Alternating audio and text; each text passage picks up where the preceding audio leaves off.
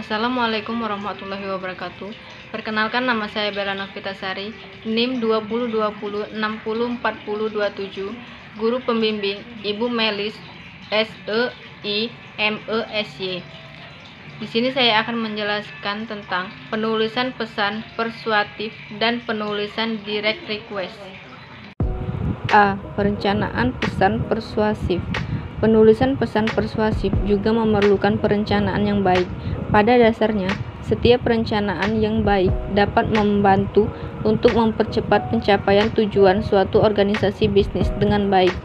Persuasi dapat didefinisikan sebagai suatu usaha untuk mengubah sikap, kepercayaan, atau tindakan audiens atau penerima pesan untuk mencapai suatu tujuan.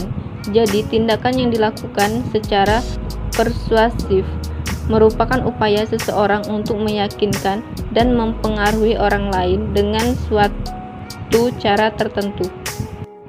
Dalam membuat perencanaan pesan bisnis yang dilakukan secara persuasif, ada 3 hal penting yang perlu diperhatikan, antara lain: 1. Analisa audiens. Dalam melakukan pencapaian pesan melalui analisa audiens yang bisnis yang akan dilakukan secara persuasif, tepat pencapaian pesan diperlukan waktu lebih lama dibandingkan persuasif secara efektif. 2. Pertimbangan perbedaan budaya. Pemahaman terhadap perbedaan budaya yang ada bukan saja hanya membantu dalam memuaskan kebutuhan audiens, tetapi juga akan membantu bagaimana mereka respek terhadap Anda. 3. Memiliki pendekatan organisasional.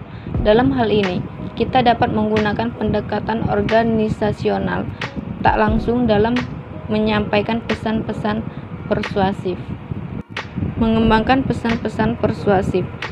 Persuasi yang efektif mengandung 4 komponen penting, yaitu menetapkan kredibilitas, membuat kerangka argumentasi audiens, menghubungkan audiens dengan hal-hal yang logis, dan menetapkan posisi Anda dengan penggunaan bahasa yang baik dan tepat.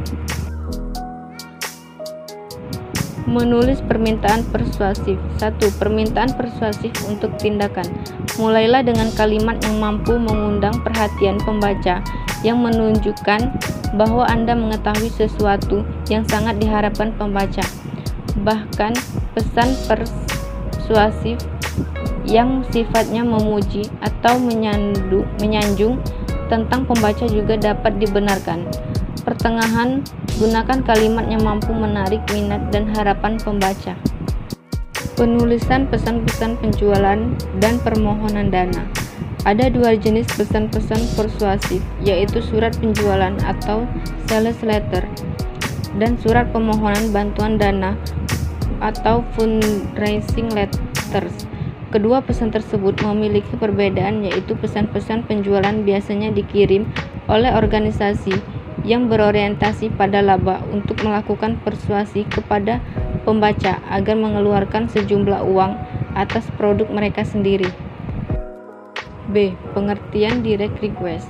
Direct request atau permintaan langsung dapat diartikan sebagai suatu kegiatan yang dilakukan oleh seseorang, suatu organisasi bisnis maupun non-bisnis, pada pihak lain untuk meminta berbagai informasi penting dengan segera dan dengan menggunakan berbagai media komunikasi yang ada, termasuk media elektronik.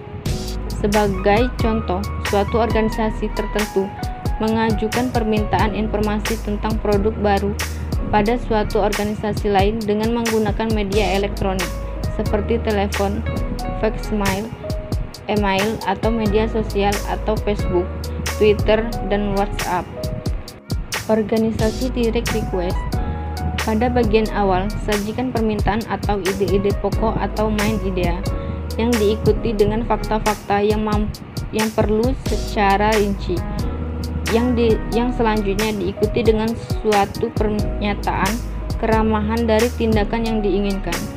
Para pengirim direct request dapat memulai dalam pendahuluan dengan memperkenalkan dirinya. Cara yang baik untuk menyusun direct request adalah menyatakan apa yang diinginkan pada kalimat pertama, kemudian diikuti penjelasannya. Gunakan bahasa yang sopan dalam penulisan suatu direct request. Contoh, "Saya senang sekali" atau "Saya sangat berterima kasih". Permintaan informasi rutin. Dalam hal ini, surat permintaan rutin mempunyai arti penting dalam membentuk kesan positif atau image yang baik bagi suatu organisasi bisnis. Oleh karena itu, ketika menulis suatu surat permintaan rutin, sebaiknya maksud atau tujuan dalam menulis suatu pesan tetap dijaga. Dalam membuat suatu permintaan rutin perlu diperhatikan 3 hal berikut ini. 1. Apa yang ingin diketahui. 2. Mengapa hal tersebut perlu diketahui. 3. Mengapa hal ini dapat membantu dalam kaitannya dengan direct request. Maka permintaan dapat berasal dari dalam atau internal maupun dari luar atau eksternal organisasi bisnis. Menulis direct request untuk aduan. Kapan saja Anda bisa merasa puas terhadap suatu produk, jasa, atau kebijakan suatu perusahaan, maka Anda perlu segera mengadukan masalah atau keluhan yang Anda hadapi kepada orang-orang yang sangat berkompeten sesegera mungkin. Istilah surat aduan atau claim letter dan surat penyesuaian atau achievement letter yang berkaitan dengan ketidakpuasan konsumen terhadap suatu produk atau jasa bagi kebanyakan orang adalah kata-kata yang kurang menyenangkan. Surat undangan, pesanan, dan reservasi. 1. Surat undangan. Perusahaan tidak berdiri sendiri tetapi berada di tengah-tengah lingkungan bisnis. Perusahaan kadangkala mengadakan kegiatan yang memerlukan partisipasi atau kehadiran pihak luar. Permohonan kehadiran tersebut biasanya dilayangkan melalui surat undangan. 2. Surat pesanan. Ketika perusahaan Anda melakukan pemesanan atau order produk kepada perusahaan lain, maka perusahaan tersebut dapat menulis surat pesanan dengan menggunakan pendekatan langsung. Permintaan kredit. Dalam dunia pengkreditan, kemampuan seseorang melunasi kredit sesuai dengan aturan main yang ada, seperti tepat waktu, tidak perlu menunggak, lancar akan memperbesar peluangnya memperoleh kredit pada periode-periode berikutnya. Kepercayaan lembaga pengkreditan tergantung pada bagaimana prestasi seseorang dalam melunasi kredit.